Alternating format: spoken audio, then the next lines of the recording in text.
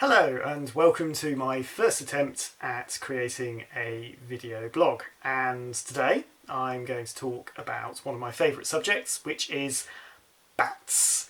We've been taking regular walks into our local green space, which is Bushy Park, in order to see the bats, usually at night, because that's the best time to see the bats, also a lot quieter at night.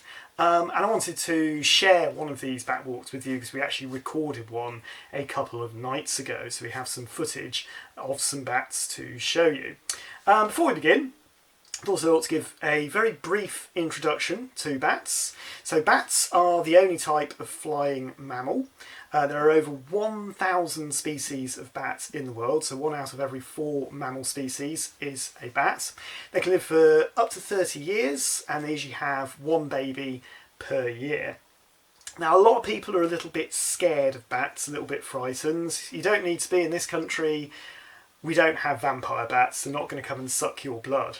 They mostly eat insects. In fact, all the bats that live in this country are insect-eating bats. There are bats in other parts of the world that eat other things, and there are indeed vampire bats, but you have to go to South Central America to see them. Now, to find the insects, bats don't actually use their sight. They have very good sight. They're not blind, so they can see in colour. But they use something called echolocation. So what they do is they squeak really loud and they listen for the reflection of that squeak coming back to them. They listen for the echo. Now that squeak is very, very high frequency. It's very, very high pitch. So it's so high pitched that humans can't hear it. So we need a device that will take that high pitched sound, will make it lower so we can hear it. So we use one of these, a bat detector. So if I rub my fingers together, probably can't hear it. You might be able to, don't know how sensitive the microphone is. If I turn this on though, now you can hear it really well. That's because it takes that high frequency sound and it makes it lower frequency so we can hear it. The pattern of the sounds and the frequency of the sounds that you hear tell you what sort of bat you're actually detecting on your bat detector, and we can use that information to work out what sort of bats are in an area, how many of them there are, and what they might be doing. Now, in terms of the different noises that you'll hear sort of little clicks during the video. That's the bats sort of hunting around. Sometimes when getting really close to something, they speed up how often they squeak, and it kind of sounds like someone blowing a raspberry, the polite way of putting it. Or you might hear them making social calls. In fact, you will on the video that I recorded. These are usually lower frequency, and some people can actually hear it without using a bat detector. Usually younger people. I am still just about in the category of people who are able to hear the social calls of the bats. Brilliant. So without much further ado, let's have a look at the footage of our bat walk. Right, so here we are in the park. It is quite late, sort of dusk time, and this should be around about the time that the bats come out. We're heading on our favourite walk at the moment. We've just gone past our favourite tree. Probably give you a good indication of how many times we've been doing this walk in the last month or so that we now have a favourite tree. And yeah, we're going to look out for some bats. Now, Bushy Park's pretty good for bats. We found a number of different species in here. We found nocturnal bats, which are the biggest British species of bats. They like to eat large beetles, things like dung beetles. So having all those deer in here going to the toilet is pretty good news for those larger bats. We have also found pipistrelle bats, which is the ones we're most likely to find this evening. They're the smallest sort of bat. The word pipistrelle is Italian for bat, so they're basically the bat. You'll usually find them flying over watery places particularly, because of course you get a lot of flies, which is what they eat. We sometimes find the Daurbentons, which is the water bat. So they're very specialised at scooping insects off the top of the water. They usually come out quite a bit later though, and we'll be home by the time they come out, so don't think we'll find them this evening. And then there's one that I'm pretty sure that I've found, but I don't know for certain, because it's also home to brown long-eared bats. As their name suggests, they have long ears. Funny how scientists do that. They're quite cute. I've seen them before in other places. I'm pretty sure I've seen them here. They're sometimes called whispering bats because on the bat detector they sound extremely quiet. So that's what we could find potentially this evening. A couple of tips: if you do lay your hands on a bat detector, it's always a good idea to point it upwards because bats live in the sky. When I do this professionally, people are known to point them at the ground for reasons best known to themselves, forgetting of course that bats are flying mammals.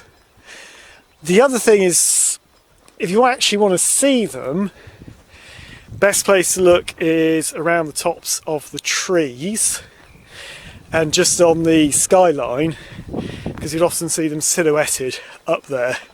But we're going to a place which is pretty good for bats, so hopefully we will find them when we get there. Okay, we're approaching the bridge now. I've got my bat detector switched on. I've tuned it to 45 kilohertz, which is the best frequency for detecting the common pipistrelle bats, which is the one that we have been finding in fairly large numbers so far while we've been doing these walks.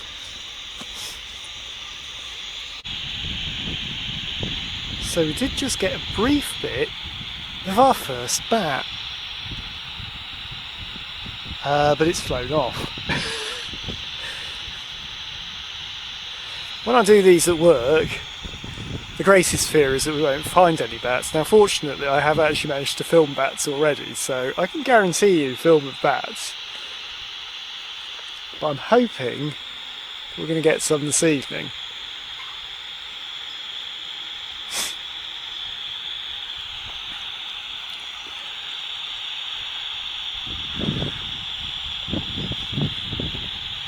The other things we could potentially find, there's a lot of wildlife in the park, so we regularly see hedgehogs in here.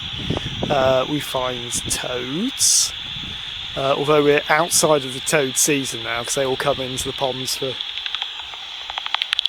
we go. And there is a bat.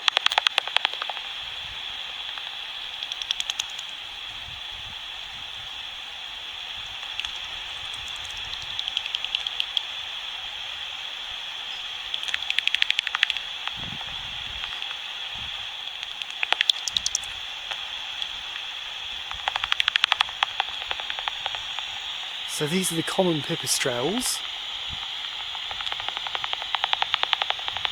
Seem to be the ones we're finding most frequently at the moment.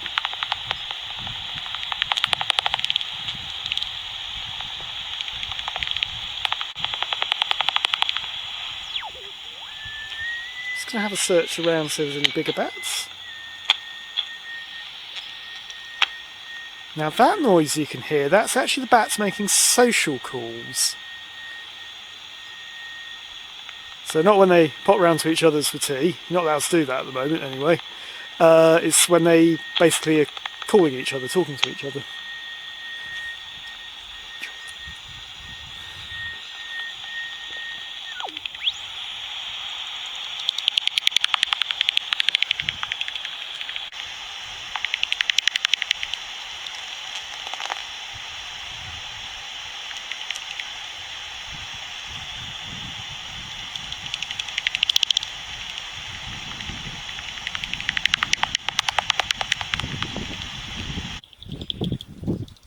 That's better.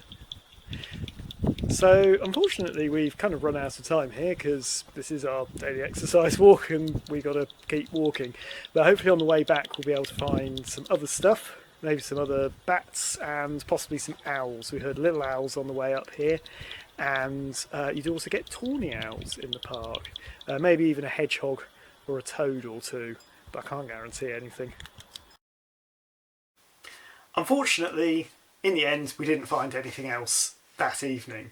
Ironically, when we went back last night, we found common pipistrelles, we found long-eared bats, we found Daubenton's bats, there were tawny owls, there were little owls.